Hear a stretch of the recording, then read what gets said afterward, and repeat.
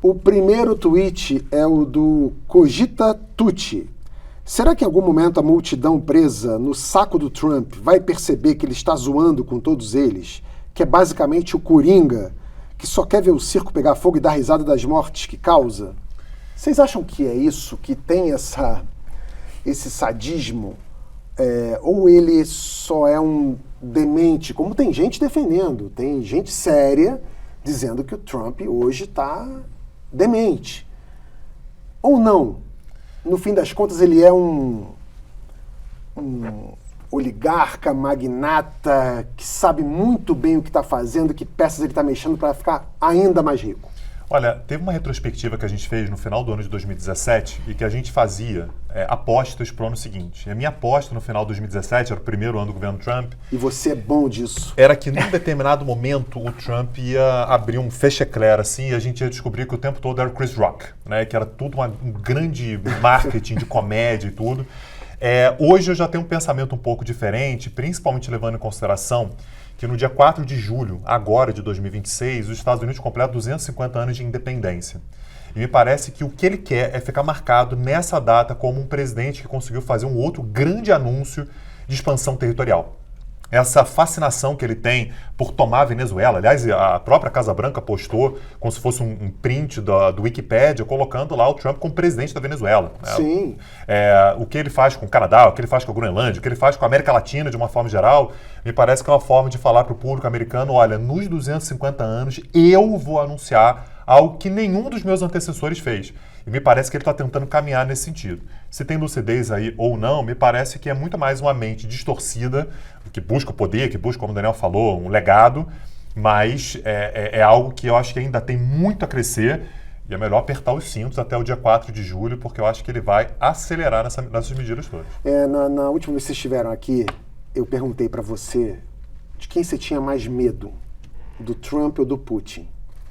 E aí eu falei que eu tinha mais medo do Putin, porque o Putin me parece ser um cara que sabe o que está fazendo, que está mexendo as peças ali. E você falou assim, não, eu tenho mais medo do Trump porque ele é imprevisível. Você estava certo. Vamos para o próximo? Se os Estados Unidos não ganharem a Copa, será que o país vencedor também vai ter que dar o troféu para o Trump? É a pergunta do Jurunense. Olha, provavelmente essa será a expectativa do próprio Trump, né? Ainda mais se ele entregar a taça para o campeão, ele vai esperar um movimento de retorno. Eu lembro que em 94 o Brasil ganhou a Copa do Mundo e quem entregou o troféu foi o Al Gore, que na época era o vice-presidente dos Estados Unidos. E talvez o Trump esteja ali focado em entregar esse troféu e vai haver ali uma certa expectativa, talvez, de um retorno. Mas se o campeão não tiver que dar o troféu do Trump, o presidente da FIFA, que está nessa imagem, dará uma réplica para o Trump, porque ele adora realmente puxar o saco do Trump, oferecer ali ao Trump um agrado, até porque o Trump é muito suscetível a medalhas, troféus e afins. Mas vou ter que explicar para ele as regras, tá? Quem foi campeão, olha, o jogo acabou, foi 2-1 logo, não tem prorrogação. Na final da Copa do Mundo de Clubes, quando o Chelsea foi levantar o troféu, ele ficou ali com os jogadores, ele queria levantar o troféu e os jogadores do Chelsea, assim, meu Deus, esse cara vai ficar aqui, ele ficou. Ficou, ele tinha essa expectativa de participar. Ele também é campeão. Vamos para a próxima. Alonso e Silva. Será que dessa vez o povo iraniano conseguirá se livrar do Khamenei e sua trupe aloprada? Bom, desde o início do regime dos ayatollahs, quase 50 anos atrás, o clima no Irã é tenso. Será que alguma coisa vai mudar? Eu sou pessimista, viu? Mas eu também, sabia? Porque assim, a gente está tratando o Irã como se fosse um regime que poderia cair a qualquer momento. Porque na Síria caiu, por exemplo. Na Síria, o regime dos Assad estava lá desde 1971 e caiu assim, ali no final de 2024. Eu acho que o regime iraniano é diferente, é um regime muito mais bem assentado. É um país muito enfraquecido, né, com tudo que aconteceu desde 2023. Todos os aliados caíram, você tem uma crise econômica gigantesca, mas me parece que não é um regime tão perto de cair assim. Apesar de ser, nesse momento, o cenário no qual esse regime está mais enfraquecido, está mais perto de cair, o que ainda assim não significa que esteja próximo dessa queda. Então, respondendo aí ao amigo, eu acho que não é o momento ainda. Posso estar errado, mas acho que não é o momento ainda. E é interessante porque há uma certa tolerância por alguns segmentos no Brasil com o regime iraniano, porque ele é anti-americano. Só que se a gente colocasse numa matriz ideológica, o regime iraniano Extrema-direita. É como se o Brasil se tornasse um país radical cristão. Né? Muito doido isso, né? Isso assim, é muito doido. A esquerda brasileira, eventualmente, demonstra uns comportamentos que você fala assim, gente, não dá para defender o Irã, a Venezuela. E assim, você fala, só porque o cara é anti-imperialismo, parece uma coisa tão colegial, né? Tão primeiro ano da faculdade, falar, não, se ele é contra os Estados Unidos, eu estou com ele. Os inimigos dos meus inimigos é meu amigo. É uma lógica Guerra Fria ainda, né? Gente, pelo amor de Deus, né? 2026, não dá. Vamos pro próximo, é do Jaws. Qual será que vai ser o estopim da próxima guerra? Estados Unidos atacar o Irã ou Estados Unidos tomar a Groenlândia? Estados Unidos atacar o Irã é notícia velha, né? Já aconteceu. Então, assim, isso aconteceu em junho, né, agora de 2025. Eu estava falando com o Daniel no aeroporto, quando a gente estava vindo para cá, que eu acho que os Estados Unidos vão tentar alguma coisa um pouco a mais na Groenlândia. Talvez não seja agora, mas eles estão subindo o tom, que é um arco narrativo que os Estados Unidos vão fazendo, eles vão preparando o terreno. Com relação à Venezuela, foi isso que eles fizeram. Eles dizem que é legítimo, depois eles dizem que eles podem fazer alguma coisa, manda porta-aviões e tudo. E com relação à Groenlândia, os Estados Unidos fizeram um movimento que é surpreendente, que é de basicamente romper com os europeus. Esse foi um movimento que a gente viu no final de 2025 e início agora de 2026, que é de tornar a relação com os europeus insustentável. É uma relação de quebra total de confiança. Me parece que há uma ideia de fazer algo na Groenlândia. Eu não sei como ainda, como é que isso poderia ser feito. Já falou que não faria nada militarmente, mas eu acho que o Irã pode até haver alguma coisa, apesar de não achar que agora vai acontecer, mas com a Groenlândia eu acho que ele pode dar um passo um pouco adiante nessa lógica imperial de esse aqui é o meu território, é o meu terreno e a Dinamarca não tem nada que fazer aqui. Só um lembrete histórico.